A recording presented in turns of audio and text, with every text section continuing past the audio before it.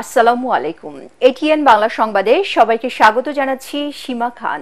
শুরুতেই সংবাদ শিরোনাম। গণ অভ্যুত্থানের চেতনা ধারণ করে মাঠ প্রশাসনের কর্মকর্তাদের কাজ করার আহ্বান প্রধান উপদেষ্টার। রমজানে দ্রব্যমূল্য স্বাভাবিক রাখার নির্দেশ। সরকার বা আদালত নিষিদ্ধ না করলে আগামী নির্বাচনে আওয়ামী লীগের অংশ নিতে বাধা নেই, জানালেন সিইসি। বর্তমান কমিশন সম্পূর্ণ স্বাধীন ও চাপমুক্ত। অন্তর্বর্তী সরকারের সর্বোচ্চ অগ্রাধিকার জুলাই গণহত্যার বিচার, জানালেন আইন উপদেষ্টা আসিফ নজরুল। সরকারকে প্রশ্নবিদ্ধ করতে ষড়যন্ত্রের অভিযোগ রিজওয়ানা হাসানের। নির্বাচন প্রক্রিয়ার মধ্যে দেশকে গণতান্ত্রিক ধারায় ফিরিয়ে আনার তাগিদ তারেক রহমানের। দলমত নির্বিশেষে সবাইকে দেশ গড়ার কাজে ঐক্যবদ্ধ থাকার আহ্বান। এবং গণহত্যায় অভিযুক্ত শেখ হাসিনাকে প্রতীকী ফাঁসিতে ঝুলালো ছাত্রদল। ঢাকা বিশ্ববিদ্যালয়ের সাবেক প্রধানমন্ত্রীর প্রতিকৃতিতে শিক্ষার্থীদের গণজুতা নিক্ষেপ। শুনছিলেন সংবাদ শিরোনাম। সংবাদে এছাড়াও থাকছে জুলাই বিপ্লব পরবর্তী আগামীর বাংলাদেশের ঘোষণাপত্রের কর্মসূচির জন্য প্রস্তুত বৈষম্য বিরোধী ছাত্র আন্দোলন। 1.5 থেকে 2.5 লাখ ছাত্র জনতার জমায়েতের আশা।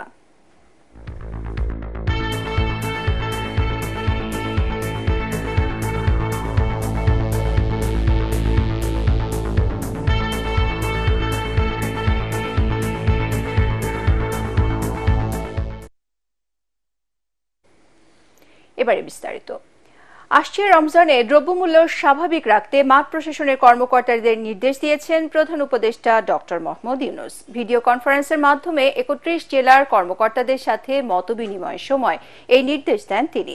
ছাত্র জনতার গণ অভ্যুত্থানের চেতনা ধারণ করে কাজ করার আহ্বান জানিয়ে প্রধান উপদেষ্টা বলেন, রাষ্ট্র সংস্কারের কাজে শান্তিপূর্ণভাবে শেষ করতে সজাগ থাকতে হবে সবাইকে। স্থানীয় প্রশাসনকে ধর্ম বর্ণ নির্বিশেষে সবার অধিকার নিশ্চিত করার আহ্বানও জানান অন্তর্বর্তী সরকার প্রধান। আমরা সবাই আগের সরকারেও কাজ করেছি, কাজে এমন না যে আমরা অপরিচিত সেই সরকারের সঙ্গে, কিন্তু সরকারি কর্মকর্তা হিসেবে এখন যেহেতু পরিস্থিতি পরিবর্তন হয়েছে, সেই পরিবর্তনটাকে আমাদের ধারণ করতে হবে। ধারণ না করলে তাহলে মনে হবে যে কি আর কিছু হইলো, এই অভ্যুত্থান কিছু দেখি না এখানে, এরকম যেন মনে না। দ্রব্যমূল্য একটা বড় ইস্যু, এখান থেকে চেষ্টা হচ্ছে কিভাবে এটাকে আয়ত্তে আনা যায়। এখন আয়ত্তে আনার সুযোগ আরো বেশি সৃষ্টি হয়েছে, আগের চেয়ে অনেক বেশি সুযোগ সৃষ্টি হয়েছে। সেই সুযোগটাকে ব্যবহার করে যাতে এটা আমরা প্রতিযোগিতার মধ্যে থাকি।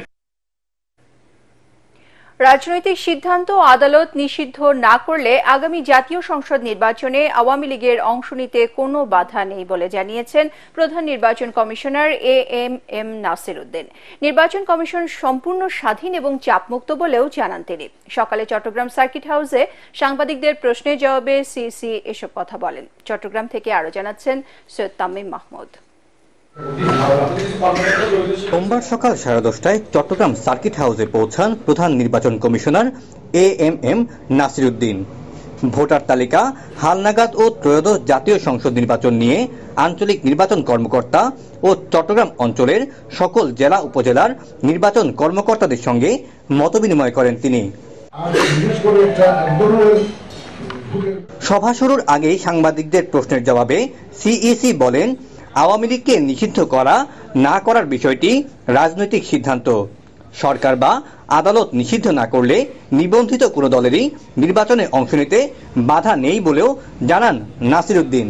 এটাও শোনা যাচ্ছে যে কেউ কেউ কোর্টে মামলা করেছে এই দলকে যাতে ইলেকশনে না আসতে পারে সেটা আদেশ চেয়ে মামলা করেছে শুনেছি। আর যদি কোর্ট যদি রায় দেয়, আমরা কোর্টের রায় দ্বারা যেভাবে দেয় সেইভাবেই ব্যবস্থা নেব।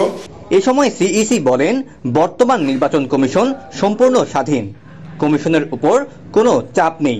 আমরা শুধু বিবেকের চাপে, আইন কানুনের চাপে, শাসনতন্ত্রের চাপে, এই বিধিবিধানের মধ্যে কাজ করার যে একটা প্রেশার সেটুকুর মধ্যে আছে। বর্তমান তালিকায় অনেক ভুয়া ভোটার আছে জানিয়ে সিইসি বলেন, যাচাই বাছাইয়ের মাধ্যমে এটি হালনাগাদ করা হবে। এখানে আমরা কাজ করতে গিয়ে দেখেছি যে এখানে বহু ফেক ভোটার আছে, অনেক বিদেশি ভোটার হয়ে গেছে, অনেক ভোটার মারা গেছে এবং অনেকে মনে করে যে ভোটার হয়ে কি হবে, আমার তো ভোটই দিতে পারবো না, কেউ না কেউ দিয়ে দেবে, কষ্ট করে শুধু শুধু জামা লাগে ইলেকশন অফিসে গিয়ে লাভটা কি, এই যেটা আস্থাহীনতার সৃষ্টি হয়েছে, এটাকে আমরা ফিরিয়ে আনার ব্যবস্থা নিচ্ছি। আগামী 6 মাসের মধ্যে ভোটার তালিকার হালনাগাদ কাজ শেষ করে ত্রয়োদশ জাতীয় সংসদ নির্বাচনকে অবাধ, সুন্দর ও গ্রহণযোগ্য করাই কমিশনের মূল কাজ বলেও জানান সিইসি। সৈয়দ তামিম মাহমুদ, এটিএন বাংলা, চট্টগ্রাম। জুলাই গণহত্যার বিচারে সর্বোচ্চ অগ্রাধিকার দিচ্ছে অন্তর্বর্তী সরকার। শহীদ পরিবারে আর্থিক সহায়তা প্রদান অনুষ্ঠানে একথা জানান আইন উপদেষ্টা ডক্টর আসিফ নজরুল। শহীদ পরিবারের আইনি সহায়তা দিতে লিগ্যাল এইড সেল গঠন করা হবে বলেও জানান তিনি। সরকারকে প্রশ্নবিদ্ধ করতে নানা ষড়যন্ত্র চলছে বলে অভিযোগ করেছেন আরেক উপদেষ্টা সৈয়দা রিজওয়ানা হাসান। এ সময় সার্জিস আলম বলেন, জুলাই বিপ্লবের শহীদদের রক্ত এখনো জীবিত, তাদের পরিবারের কেউ আর্থিক সহায়তা নয়, শুধু বিচার চায়। আরো জানাচ্ছেন ইয়াসিন রানা। জুলাই বিপ্লবে শহীদদের পরিবারের পাশে দাঁড়াতে ঢাকা দক্ষিণ সিটি কর্পোরেশন অডিটোরিয়ামে এই অনুষ্ঠানের আয়োজন করে জুলাই শহীদ স্মৃতি ফাউন্ডেশন। এ সময় ৭৭টি পরিবারের মাঝে ৫ লাখ টাকা করে চেক দেওয়া হয়। সিটি কর্পোরেশনের এই হলরুম শহীদ পরিবারের সদস্যদের কান্নাজনিত বক্তব্যে ভারী হয়ে ওঠে। খুনিদের বিচারের দাবিতে পরিবারগুলো সরকারের কাছে দাবি জানান, ক্ষোভ জানান তাদের নিরাপত্তাহীনতায়। কোন হাসপাতালে নিতে পারি নাই, পোস্টমর্টম করতে পারি নাই। যারা এই মায়ের সন্তানদের বুকে গুলি চালিয়েছে তারা পুলিশ না, তারা পুলিশ লীগ। এ সময় বৈষম্য বিরোধী ছাত্র আন্দোলনের সমন্বয়ক সার্জিস আলম বলেন, শহীদ পরিবারের কেউ আর্থিক সহায়তা চায় না, তারা শুধু বিচার চায়। আমাদের যে শহীদ ভাইটি রয়েছে, বোনটি রয়েছে, তার হত্যার বিচার চায়। এই পুলিশ প্রত্যক্ষ বা পরোক্ষভাবে এই হত্যাযজ্ঞের সাথে জড়িত ছিল, অনেকে ইচ্ছাকৃতভাবে অতি উৎসাহী এই কাজগুলো করেছে, কিন্তু তাদের শাস্তি আজকে বদলির মধ্যে শেখা হয়। গণহত্যার বিচারে সরকারের আন্তরিকতার কথা জানান উপদেষ্টারা। আমরা যদি এই হত্যার বিচার করতে না পারি, তাহলে কিন্তু আমাদের অন্য কোনো কাজ করে আমরা বলতে পারবো না যে আমরা কাজ করেছি। এ সময় উপদেষ্টা সৈয়দা রিজওয়ানা হাসান বলেন, সরকারকে প্রশ্নবিদ্ধ করতে অনেক ষড়যন্ত্র চলছে, নিজেদের মধ্যে বিভেদ তৈরি না করার আহ্বান জানান তিনি। দুঃখ পূরণের একটা বড় উপায় হবে বিচার, আরেকটা বড় উপায় হবে এই দেশটা যদি সত্যিকার অর্থেই যে জন্য আপনাদের পরিবারের শহীদেরা প্রাণ দিয়েছেন সেই লক্ষ্যে আমরা নিয়ে যাওয়ার অন্তত যাত্রাটুকুন শুরু করতে পারি। সঠিক বিচার দেওয়ার ওই দায়টা আমরা নিয়েছি। আইন উপদেষ্টা আসিফ নজরুল বলেন, আপাতত বিচার কাজ ধীরগতি মনে হলেও অচিরেই তা দৃশ্যমান হবে। ইনভেস্টিগেটর, বিচারক সবাইকে নতুন নিয়োগ দিতে হয়েছে। তোমাদেরকে মনে হয় আওয়ামী লীগের প্রসিকিউটর, আওয়ামী লীগের ইনভেস্টিগেটর, আওয়ামী লীগ আমলে অ্যাপয়েন্ট করা জাজ, তারা এসে কি এই গণহত্যার বিচার করবে? আওয়ামী লীগ যে গণহত্যা করেছিল বিচার করবে? করবে না তো। ফলে সবাইকে চেঞ্জ করতে হয়েছে। এই চেঞ্জ করার প্রক্রিয়া শুরু হয়েছে আমি দায়িত্ব নেওয়ার 2 সপ্তাহের মধ্যে। পুলিশ বাহিনীর নিষ্ক্রিয়তার বিষয়টিও তুলে ধরেন তিনি। 10 জনের মধ্যে 8 জন যদি ছাত্রলীগ, যুবলীগ, আওয়ামী লীগ পরিবারের হয় বা গোপালগঞ্জের হয়, সেই পুলিশ নিয়ে কাজ করা কি সোজা ব্যাপার? মানে যেই পুলিশ গণহত্যার অংশ ছিল, গণহত্যাকারীদের প্রধান বাহিনী ছিল, তারা কি তাদের বিচারের ব্যাপারে আগ্রহ দেখাবে? ইয়াসিন রানা, এটিএন বাংলা, ঢাকা। নির্বাচন প্রক্রিয়ার মধ্যে দেশকে গণতান্ত্রিক ধারায় ফিরিয়ে আনার তাগিদ দিয়েছেন বিএনপির ভারপ্রাপ্ত চেয়ারম্যান তারেক রহমান। দলমত নির্বিশেষে সবাইকে দেশ গড়ার কাজে ঐক্যবদ্ধ হওয়ার আহ্বান জানান তিনি। নীলফামারীতে জুলাই গণ অভ্যুত্থানে শহীদদের স্মরণ সভায় ভার্চুয়ালি যুক্ত হয়ে তিনি এসব কথা বলেন। মত পার্থক্য থাকতে পারে, কিন্তু দেশের ক্ষতি হয় এমন পরিস্থিতি যাতে তৈরি না হয় তা নিশ্চিতে সবাইকে সতর্ক থাকার আহ্বান জানান তারেক রহমান। কামরুজ্জামান রাজীবের রিপোর্ট। নীলফামারীতে র্যাবের ক্রসফায়ারে শহীদ গোলাম রব্বানীর পরিবারের কাছে নবনির্মিত বাড়ির চাবি হস্তান্তর অনুষ্ঠানে ভিডিও কনফারেন্সে যোগ দেন বিএনপির ভারপ্রাপ্ত চেয়ারম্যান তারেক রহমান। এতে বিএনপি পরিবারের পক্ষ থেকে নীলফামারী, পঞ্চগড় ও দিনাজপুরের শহীদ পরিবারকে তারেক রহমানের পক্ষ থেকে অনুদান প্রদান করা হয়। অনুষ্ঠানে শহীদদের পরিবারের সদস্যরা হত্যাকারীদের দৃষ্টান্তমূলক শাস্তি দাবি করেন। আমার বাচ্চাকে দেখার জন্য উনি অনেক ছটফট করেছেন, কিন্তু আমার বাচ্চাকে দেখতে পাননি। পরে প্রধান অতিথির বক্তব্যে তারেক রহমান বলেন, গণতন্ত্র আর মানুষের অধিকারের পক্ষে কথা বলায় হাজারো মানুষকে হত্যা করেছিল ফ্যাসিস্ট হাসিনা সরকার। দেশ স্বৈরাচার মুক্ত হয়েছে, এখন মানুষের অধিকার প্রতিষ্ঠাই সবার মূল লক্ষ্য হতে হবে। স্বৈরাচারের দোসররা সব জায়গায় লুকিয়ে আছে সতর্ক করে তিনি বলেন, দেশকে এগিয়ে নিতে ঐক্যবদ্ধ থাকতে হবে। বিভিন্ন দলের মধ্যে হোক, বিভিন্ন মানুষের মধ্যেই হোক, মত পার্থক্য থাকতে পারে, কিন্তু আমাদেরকে খেয়াল রাখতে হবে যাতে সেই মত পার্থক্য এমন কোনো পর্যায়ে না পৌঁছায় যেখানে দেশ ক্ষতিগ্রস্ত হবে, দেশের মানুষ ক্ষতিগ্রস্ত হবে, যেখানে দেশের সামনে এগিয়ে যাওয়া বাধাগ্রস্ত হবে, যেখানে দেশের মানুষের স্বাভাবিক যে চাওয়া সেই চাওয়াগুলো বাধাগ্রস্ত হবে। এমন কোনো পরিস্থিতির উদ্ভব যাতে না হয়, এই ব্যাপারে আমাদেরকে সতর্ক থাকতে হবে। তারেক রহমান বলেন, নির্বাচন প্রক্রিয়ার মাধ্যমে দেশকে গণতান্ত্রিক ধারায় ফিরিয়ে আনতে হবে। বাংলাদেশকে যদি আগামী দিনে নিয়ে যেতে হয় তাহলে অবশ্যই বাংলাদেশকে গণতান্ত্রিক ব্যবস্থার মধ্যে ফিরিয়ে আনতে হবে। সেটি ইউনিয়ন পরিষদের নির্বাচন হোক, সেটি পৌরসভার নির্বাচন হোক, সেটি উপজেলা পর্যায়ের নির্বাচন হোক, সেটি সংসদ পর্যায়ের নির্বাচন হোক, সেটি মসজিদ কমিটির নির্বাচন হোক, সেটি কোনো প্রতিষ্ঠানের নির্বাচন হোক, কিন্তু নির্বাচন প্রক্রিয়ার ভেতরে বাংলাদেশকে ফিরিয়ে আনতে হবে। বিএনপি জনগণের শক্তিতে বিশ্বাস করে, দাবি করে মানুষের অধিকার প্রতিষ্ঠার অঙ্গীকার ব্যক্ত করেন তারেক রহমান। কামরুজ্জামান রাজীব, এটিএন বাংলা। গণতান্ত্রিক প্রক্রিয়ায় নতুন রাজনৈতিক দলকে স্বাগত জানাবে বিএনপি, কিন্তু বিশেষ প্রক্রিয়ার দল গঠন করে ক্ষমতা দখলের চেষ্টা মেনে নেওয়া হবে না বলে হুঁশিয়ারি দিয়েছেন দলটির নেতারা। শেখ হাসিনা ও তার দোসরদের অরাজকতা সৃষ্টির প্রতিবাদে সকালে জাতীয় প্রেস ক্লাবের সামনে নাগরিক সমাবেশে বিএনপি নেতারা এসব কথা বলেন। তারা বলেন, প্রশাসন সহ রাষ্ট্রের বিভিন্ন ক্ষেত্রে ঘাপটি মেরে থাকা ভারতীয় আধিপত্যের দোসরদের সরাতে না পারলে গণতন্ত্র প্রতিষ্ঠা সম্ভব নয়। দেশের ভেতরে ও বাইরের সব চক্রান্ত মোকাবেলায় অন্তর্বর্তী সরকারকে দ্রুত নির্বাচনের রোডম্যাপ ঘোষণার দাবি জানান বিএনপি নেতারা। দল যে কেউ গঠন করতে পারে, নির্বাচনও যে কেউ করতে পারে, কিন্তু দল গঠনের নামে একটি বিশেষ পরিস্থিতি সৃষ্টি করে ক্ষমতা দখল করার যদি স্বপ্ন দেখে তাহলে আপত্তি। নির্বাচনী রোড ম্যাপ ঘোষণা করুন, তা না হলে যে কোনো ষড়যন্ত্রের যদি আপনি শিকার হন, মানুষের ছিনতাই করা ভোটের অধিকার যদি ফিরে না আসে, তাহলে কিন্তু দায় দায়িত্ব আপনার উপরেই চলে আসবে। ক্ষমতায় টিকে থাকতে নিরপরাধ মানুষকে হত্যার অভিযোগে ক্ষমতাচ্যুত প্রধানমন্ত্রী শেখ হাসিনাকে দেশে ফিরিয়ে এনে সর্বোচ্চ শাস্তি নিশ্চিতের দাবি জানিয়েছে ছাত্রদল, বৈষম্য বিরোধী আন্দোলন সহ ক্রিয়াশীল ছাত্র সংগঠনগুলো। কারওয়ানবাজার ও ঢাকা বিশ্ববিদ্যালয়ে আলাদা কর্মসূচিতে গণহত্যায় অভিযুক্ত শেখ হাসিনার প্রতিকৃতিতে জুতা নিক্ষেপ ও তাকে প্রতীকী ফাঁসি দেন তারা। গণঅভ্যুত্থানের সময় জুতার মালা পরানো শেখ হাসিনার গ্রাফিতি মুছে ফেলার প্রতিবাদে প্রক্টরের পদত্যাগের দাবিও জানান শিক্ষার্থীরা। মাজহারুল হক মুহাজিরের রিপোর্ট। ঢাকা বিশ্ববিদ্যালয়ের টিএসসির রাজু ভাস্কর্য সংলগ্ন মেট্রো রেলের পিলারে ক্ষমতাচ্যুত প্রধানমন্ত্রী শেখ হাসিনার রক্তকালি মাখা ঘৃণাসূচক গ্রাফিতি মুছে ফেলার প্রতিবাদে শনিবার মধ্যরাত থেকেই উত্তাল বিশ্ববিদ্যালয় ক্যাম্পাস। তৎক্ষণাৎ শেখ হাসিনার ব্যঙ্গচিত্র আঁকা হলেও পরে সিদ্ধান্ত হয় একে আগের রূপে নিয়ে যাবার। তাই ঢাকা বিশ্ববিদ্যালয়ের ক্রিয়াশীল সকল ছাত্র সংগঠনের উদ্যোগে সাবেক প্রধানমন্ত্রীর প্রতিকৃতিতে এই গণজুতা নিক্ষেপ কর্মসূচির আয়োজন, যেখানে অংশ নেয় সব শ্রেণী পেশার মানুষ। এটা আসলে সবার কাছে একটা মেসেজ যে আমরা স্বৈরাচারের বিরুদ্ধে সবসময় সদা জাগ্রত আছি, কেউ এভাবে আর আমাদের হারাই দিতে পারবে না, দমায় রাখতে পারবে না। আমরা রাষ্ট্রের প্রশ্নে সবাই এক, স্বৈরাচারের বিরুদ্ধে সকলেই আপোষহীন।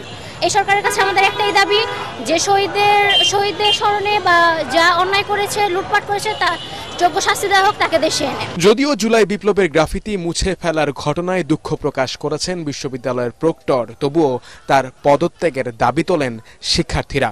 এই যে যারা দোষরা, যারা এই গ্রাফিতিটি মুছে ফেলার সাথে জড়িত, তাদেরকে চিহ্নিত করে প্রশাসন যেন তাদেরকে জবাবদিহিতা নিশ্চিত করে এবং জবাবদিহিতা নিশ্চিত করে বিচারের মুখোমুখি করা। একজন ফ্যাসিস্টের ছবির উপরে জুতার মালা, এই ব্যাপারটা কারা আমাদের মন থেকে মুছে দিতে চাইছে? এই যে একটা ঐতিহাসিক স্মারক ঢাকা বিশ্ববিদ্যালয়ের মুখ থেকে মুছে ফেলা হলো, সেটার দায় কি প্রশাসন নিবে না? সেটার দায় যদি তারা নেয়, তাহলে তো আসলে আমাদের বলতে হওয়ার কথা না, প্রক্টরের নিজে থেকেই ক্ষমা চাওয়ার পরবর্তী স্টেপ হিসেবে পদত্যাগ করার কথা। একই সময় কাউরান বাজারে ছাত্র জনতার হত্যাকারী আওয়ামী লীগ সহ দলটির অঙ্গ সংগঠনের শীর্ষ নেতাদের দ্রুত গ্রেফতারের দাবি জানায় ঢাকা মহানগর উত্তর ছাত্র দল। অন্তর্বর্তীকালীন সরকারের উপদেষ্টাদের কাছে বলতে চাই, আমরা আপনাদেরকে নিয়ে অনেক আশাবাদী, আপনারা আমাদেরকে আশাহত করবেন না, এই জুলাই গণ অভ্যুত্থানকে আপনারা ব্যর্থ হতে দিবেন না। হাসিনা এবং তার দোসরদের অবিলম্বে আইনের আওতায় আপনারা আনতে হবে। এ সময় কাউরান বাজারের সার্ক ফোয়ারার সামনে শেখ হাসিনার প্রতীকী ফাঁসি ও জুতা নিক্ষেপ করেন সংগঠনটির নেতাকর্মীরা। তবে শুধু প্রতীকী নয়, গণহত্যায় অভিযুক্ত সাবেক প্রধানমন্ত্রীকে দেশে ফিরিয়ে এনে ফাঁসির দড়িতে ঝুলানোর দাবি তোলেন তারা। মাসহারুল হক মুহাজির, এটিএন বাংলা, ঢাকা। জুলাই বিপ্লব পরবর্তী আগামীর বাংলাদেশের ঘোষণাপত্রের কর্মসূচির জন্য প্রস্তুত বৈষম্য বিরোধী ছাত্র আন্দোলন। 1.5 থেকে 2.5 লাখ ছাত্র মানুষের উপস্থিতি হতে পারে বলে জানিয়েছেন মুখ্য সংগঠক আব্দুল হান্নান মাসুদ। কেন্দ্রীয় শহীদ মিনারের কর্মসূচি নিরাপত্তার বিষয়ে ঢাকা মেট্রোপলিটন পুলিশের সাথে আলোচনা শেষে তিনি বলেন, 24-এর গণ অভ্যুত্থানের পর 31শে ডিসেম্বরের দিনটি ঐতিহাসিক হবে। এর মাধ্যমে দেশের বস্তা পচা রাজনীতির অবসান ঘটবে বলেও আশা করেন তিনি। রিপোর্ট করছেন আদ্দিন সজীব। গণঅভ্যুত্থানের বছর 2024-এর শেষ দিনটিতে বৈষম্য বিরোধী ছাত্র আন্দোলনের ঘোষণাপত্র এখন আলোচনার কেন্দ্রে। কি হতে যাচ্ছে 31 ডিসেম্বর, তার কিছুটা ধারণা দিলেন সংগঠনটির মুখ্য সংগঠক আব্দুল হান্নান মাসুদ। 24-এর গণঅভ্যুত্থানের যে আকাঙ্ক্ষা, তারা হচ্ছে 24-এর গণঅভ্যুত্থানের সময় তারা যে জীবন বাজি রেখে লড়াই করেছে, তাদের সন্তানরা জীবন দিয়েছে, আহতরা তাদের হাত দিয়েছে, পা দিয়েছে, তাদের যে আকাঙ্ক্ষাটা, সেই আকাঙ্ক্ষাটা কালকে ডকুমেন্টেড আকারে জাতির সামনে উপস্থিত হবে। আশা করি এটা হচ্ছে 1.5 থেকে 2.5 লাখ মানুষ হতে পারে, যেভাবে আমরা সাড়া পাচ্ছি, বিভিন্ন জায়গা থেকে আমাদের সাথে যোগাযোগ করা হচ্ছে। গণঅভ্যুত্থানের ঘোষণাপত্রে কি থাকছে আর কতটা আশার সঞ্চার করবে জনমনে, তা নিয়েও রয়েছে জল্পনা কল্পনা। ডকুমেন্টেশনটাই হচ্ছে আগামীর বাংলাদেশের যে সরকারি ক্ষমতায় আসুক তাদের জন্য দিক নির্দেশনা হয়ে থাকবে। তাদেরকে আমরা একটা সীমারেখা দিয়ে দিতে চাচ্ছি, যে সীমারেখাটা 24-এর গণঅভ্যুত্থানের মধ্য দিয়ে শহীদদের রক্তের বিনিময়ে, আহতদের তাদের অঙ্গের বিনিময়ে আমরা একটা সীমারেখা দিয়ে যাচ্ছে। এই সীমারেখার বাইরে যেন কেউ যেতে সাহস না করে, যেটা হচ্ছে 72-এর পর থেকে বাংলাদেশের স্বাধীন বাংলাদেশের 54 বছরের সকলেই সীমা অতিক্রম করেছে। আমরা মানুষের অধিকার হরণের সীমা যেন কেউ অতিক্রম করতে না পারে, সেটা ভবিষ্যতে যে সরকারি ক্ষমতায় আসুক তাদের জন্য 24-এর গণঅভ্যুত্থানের শক্তির পক্ষ থেকে একটি সীমারেখা আমরা টানতে চাচ্ছি। দীর্ঘ স্বৈর শাসনের পতনের পর আগামীর বাংলাদেশ নিয়ে জনমনে যে আকাঙ্ক্ষা তৈরি হয়েছে, তার বাস্তব রূপ দিতেই এই ঘোষণাপত্র, বলছেন তরুণ এই সংগঠক। রাজনৈতিক দলগুলো আমাদের বাইরের না, তারা এই দেশের জনগণ, এই দেশের মানুষ। আমরা বৈষম্য বিরোধী ছাত্র আন্দোলনের নেতৃত্বে যেই গণঅভ্যুত্থানটি হয়েছে, সেই গণঅভ্যুত্থানের ছাত্র নেতৃত্বকে নেতা মেনেই তারা রাজপথে নেমেছিল, এই নেতৃত্বকে স্বীকার করে রাজপথে নেমেছিল। এতে সাধারণ মানুষ তার চাচ্ছে নতুন রাজনৈতিক বন্দোবস্ত হোক, নতুন বাংলাদেশ বিনিময় হোক, আগের মতো বস্তা পচা রাজনীতি যেন এই দেশে না চলে। বস্তা পচা রাজনীতির অবসান ঘটিয়ে আগামীর 1 জানুয়ারি থেকে নতুন রাজনীতির উদ্ভব হবে, এবং সেই রাজনীতিটা কিসের উপর ভিত্তি করে হবে সেটা আমরা কালকে ডকুমেন্ট আকারে উপস্থাপন করতে যাচ্ছি, প্রক্লেমেশন আকারে উপস্থাপন করতে যাচ্ছি। ডিএমপি সদর দপ্তরে 31 ডিসেম্বরের ঐতিহাসিক কর্মসূচির নিরাপত্তা নিয়ে আলোচনা শেষে মাসুদ বলেন, মানুষের অধিকার সংরক্ষণে যে সীমারেখা দেয়া হচ্ছে ঘোষণাপত্রে, তা রক্ষায় তৎপর থাকবে দেশের মানুষ। আদ্দিন সজীব, এটিএন বাংলা, ঢাকা। সচিবালয়ে অগ্নিকাণ্ডের প্রাথমিক তদন্ত প্রতিবেদন আগামীকাল প্রধান উপদেষ্টার কাছে জমা দেবে সরকার গঠিত উচ্চ ক্ষমতার কমিটি। তদন্ত কমিটির প্রধান স্বরাষ্ট্র মন্ত্রণালয়ের সিনিয়র সচিব নাসিমুল গনি জানিয়েছেন, প্রাথমিকভাবে তাদের 30 ডিসেম্বর পর্যন্ত সময় দেওয়া হয়েছিল, তবে তদন্ত কাজ শেষ না হওয়ায় একদিন সময় চেয়ে নেওয়া হয়েছে বলে জানান তিনি। স্বরাষ্ট্র মন্ত্রণালয়ের সম্মেলন কক্ষে উচ্চ পর্যায়ের এই তদন্ত কমিটির বৈঠক শেষে সাংবাদিকদের প্রশ্নের জবাবে নাসিমুল গনি এসব কথা বলেন। 5টা টিমের থেকে বিভিন্ন রকম আলামত সংগ্রহ করে এগুলো আমরা ডিসকাশন করে কোরিলেট করে কনক্লুশনে আসার চেষ্টা করছি যে প্রাথমিকভাবে কি বলা যায়। কিন্তু সেটা করতে গিয়েও দেখা যাচ্ছে কিছু জিনিস আমাদেরকে ল্যাবরেটরিতে টেস্ট করা হচ্ছে, কিছু টেস্ট করা হয়েছে, আবার আজকেও কিছু আলামত নেওয়া হচ্ছে, সেগুলো টেস্ট করা হয়েছে। তো সেই জন্য আমাদের প্রাথমিকভাবে 30 তারিখ পর্যন্ত টাইম দেওয়া হয়েছিল আজকে। তো আমরা একটু আগে অনুমতি নিয়েছি আমি প্রধান উপদেষ্টার কার্যালয় থেকে, যে যাতে আমরা টাইমটা একটু বাড়িয়ে দেওয়া হয়। শিক্ষা জীবন শেষ হওয়ার আগেই যদি ছাত্ররা দেশ চালাতে চায় তাহলে হিতে বিপরীত হবে বলে মন্তব্য করেছেন বিএনপির স্থায়ী কমিটির সদস্য ডক্টর আব্দুল মঈন খান। সকালে রাজধানী অতীশ দীপঙ্কর বিজ্ঞান ও প্রযুক্তি বিশ্ববিদ্যালয়ে আইটি বিষয়ক সেমিনারে অংশ নিয়ে তিনি একথা বলেন। এ সময় মঈন খান বলেন, আগামীতে ছাত্ররাই দেশ চালাবে, তবে সেটা শিক্ষা জীবন শেষে। শিক্ষকের কথা ছাত্ররা না শুনলে সিস্টেম ভেঙে পড়বে। সংস্কার বিষয়ে বিএনপির এই নেতা বলেন, মানুষের সংস্কার না হলে হাজারটি সংস্কার কমিশন করেও লাভ হবে না। সিকিউরিটি ট্যাবু নিয়ে এ সময় আতঙ্ক প্রকাশ করেন তিনি। অতীশ দীপঙ্কর বিজ্ঞান ও প্রযুক্তি বিশ্ববিদ্যালয়ের ভিসি অধ্যাপক মোহাম্মদ জাহাঙ্গীর আলমের সভাপতিত্বে সেমিনারের সাবেক শিক্ষা প্রতিমন্ত্রী আনা ম ইহসানুল হক মিলন, তথ্য প্রযুক্তি মন্ত্রণালয়ের সচিব শীষ হায়দার চৌধুরী সহ বিশ্ববিদ্যালয়ের অধ্যাপকরা উপস্থিত ছিলেন।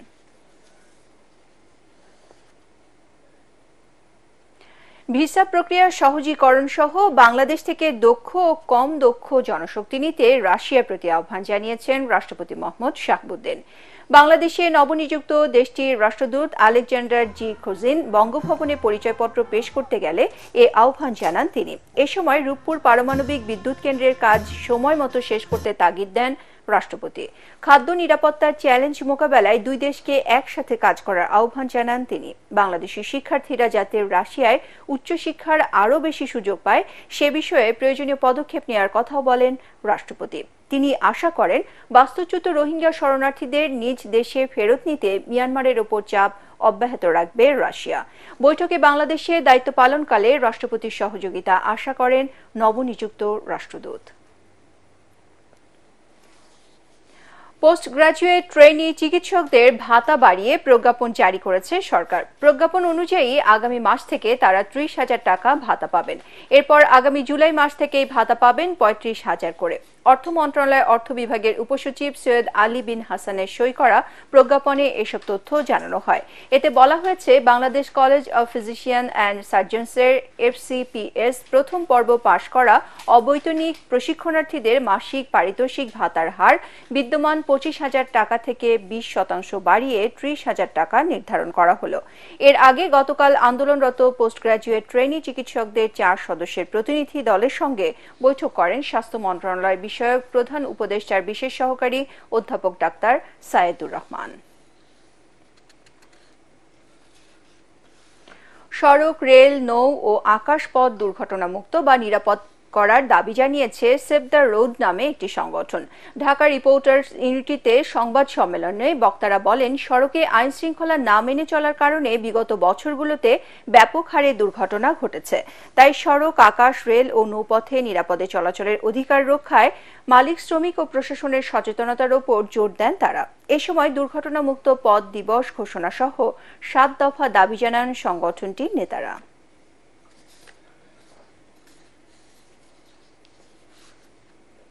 এবারে আল আরাফ ইসলামী ব্যাংক অর্থ সংবাদ।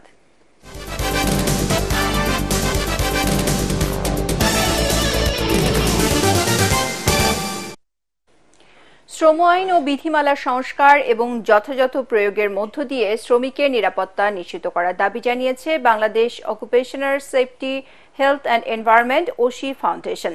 ঢাকা রিপোর্টার্স ইউনিটির সাগররুনি মিলনায়তনে সংবাদ সম্মেলনে এ দাবি জানান তারা। এ সময় বক্তারা বলেন, সচেতনতা ও নিরাপত্তা ঘাটতির কারণে প্রায়ই কর্মস্থলে দুর্ঘটনায় শ্রমিক হতাহতের ঘটনা ঘটছে। কর্মক্ষেত্রে দুর্ঘটনায় নিহতদের পরিবারকে 10 লক্ষ এবং আহতদের 5 লক্ষ টাকা ক্ষতিপূরণের পাশাপাশি মালিক ও ব্যবস্থাপকদের চিকিৎসা তহবিলের ব্যবস্থা করারও দাবি জানান সংগঠনের নেতারা।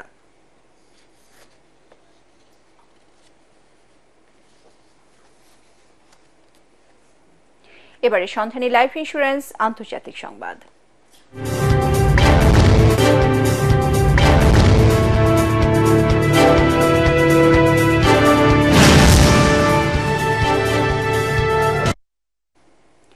চলে গেলেন আমেরিকার ইতিহাসে সবচেয়ে দীর্ঘজীবী প্রেসিডেন্ট জিমি কার্টার। স্থানীয় সময় রোববার বিকেলে জর্জিয়া অঙ্গরাজ্যের প্লেন্সে নিজ বাড়িতে শেষ নিঃশ্বাস ত্যাগ করেন শান্তিতে নোবেলজয়ী এই প্রেসিডেন্ট।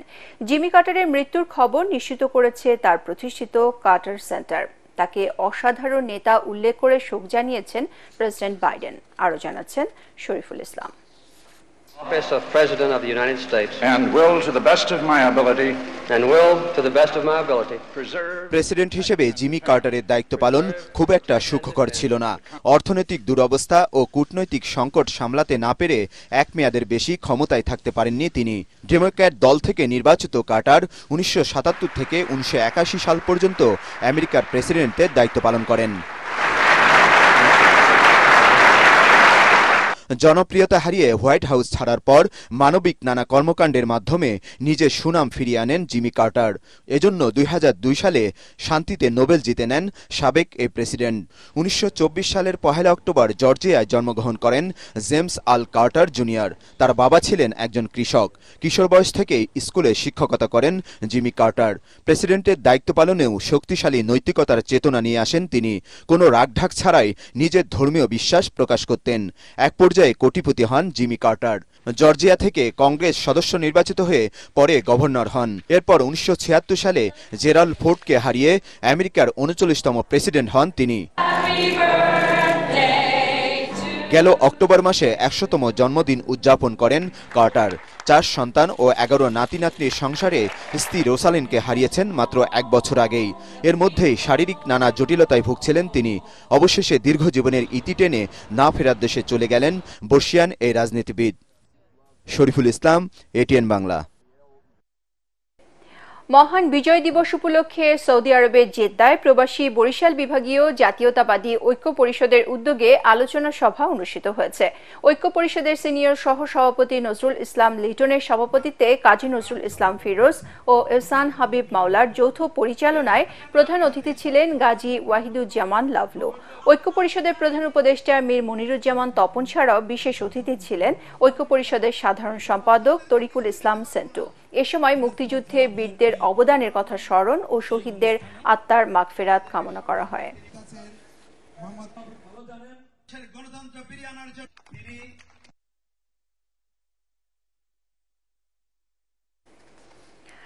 আওয়ামী ফ্যাসিবাদের 2 জুলাই বিপ্লবে সন্ত্রাসীদের মদতদাতা ডক্টর সঞ্চিতা গুহকে ঢাকা বিশ্ববিদ্যালয়ের সংস্কৃত বিভাগের চেয়ারম্যান পদে পদায়নের প্রতিবাদে বিক্ষোভ ও মানববন্ধন করেছে এ বিভাগের শিক্ষার্থীরা।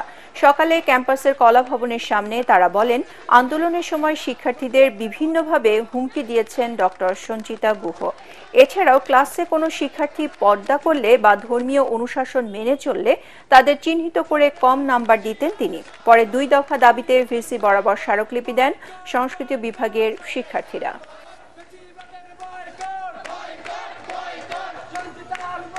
কোনোভাবেই ডক্টর সঞ্চিতা গুহকে স্বৈরাচারের দোসরকে সংস্কৃত বিভাগের পরবর্তী চেয়ারম্যান হিসেবে নিয়োগ দেওয়া যাবে না। উনি এমন একটা শিক্ষক ছিল যারা পর্দা করতো না, যেসব মুসলিম মেয়েরা উনি খুব পছন্দ করতো, কিন্তু কোনো মুসলিম ছেলে টুপি দাড়ি দেখলে পর্দা দেখলে উনার সেখানে প্রবলেম হইতো। এবারে পার্টেক্স খেলার খবর।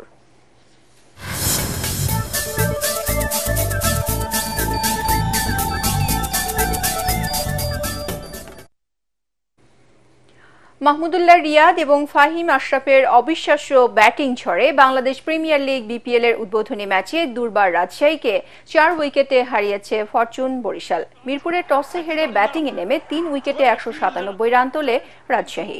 ক্যারিয়ার সেরা 47 বলে 94 রানের ইনিংস খেলেন ইয়াসির আলী। জবাবে 112 রানে 6 উইকেট হারিয়ে পরাজয়ের শঙ্কায় পড়ে বিপিএল এর বর্তমান চ্যাম্পিয়ন বরিশাল। তবে সপ্তম উইকেটের রেকর্ড 88 রানের জুটি গড়ে 11 বল হাতে রেখে জয় নিশ্চিত করেন ম্যাচ সেরা মাহমুদুল্লাহ এবং ফাহিম। 26 বলে 56 রানে রিয়াদ আর 21 বলে 54 রানে অপরাজিত থাকেন ফাহিম আশরাফ। এর আগে বিপিএল এর উদ্বোধনী দিনে টিকিট না পেয়ে মিরপুর স্টেডিয়ামের সামনে তীব্র ক্ষোভ দেখিয়েছেন দর্শকরা। এক পর্যায়ে গেট ভেঙে তারা ঢুকে পড়লে পুলিশ লাঠিচার্জ করতে বাধ্য হয়। চাহিদা তুঙ্গে থাকায় বিসিবি জানায় অনলাইনে এবং মধুমতি ব্যাংকের নির্দিষ্ট শাখায় টিকিট পাওয়া যাবে, কিন্তু দর্শকরা জানান মধুমতি ব্যাংকে গিয়েও সেই টিকিট পাচ্ছেন না।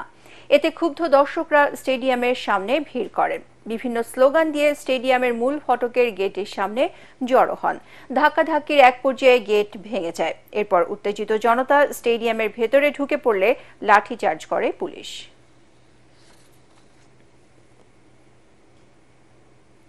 প্রতিদ্বন্দ্বিতাপূর্ণ ম্যাচে বাংলাদেশ নৌবাহিনীকে ৫-৪ গোলে পরাজিত করে প্যারাগন গ্রুপ বিজয় দিবস হকি শিরোপা জিতেছে বাংলাদেশ বিমান বাহিনী। পল্টনের মৌলানা ভাসানী হকি স্টেডিয়ামে খেলার প্রথম কোয়ার্টারে ২-০ গোলে বিজয়ী দল এগিয়েছিল। বিমান বাহিনীর রাকিবুল হাসান ৩টি এবং জয় ও সামিন ১টি করে গোল করেন। নৌবাহিনীর মাইনুল, আশরাফুল, সিটুল এবং জিমি ১টি করে গোল শোধ করেন। ফাইনাল খেলা শেষে বিমান বাহিনী প্রধান ও হকি ফেডারেশনের সভাপতি এয়ার মার্শাল হাসান মাহমুদ খান প্রধান অতিথি হিসেবে বিজয়ী ও বিজিত দলকে পুরস্কৃত করেন। এ সময় স্পন্সর প্রতিষ্ঠান প্যারাগন গ্রুপের প্রতিনিধি আহমেদ হাসান আল বাকের এবং হকি ফেডারেশনের সাধারণ সম্পাদক অবসরপ্রাপ্ত লেফটেন্যান্ট কর্নেল রিয়াজুল হাসান সহ অন্যান্যরা উপস্থিত ছিলেন।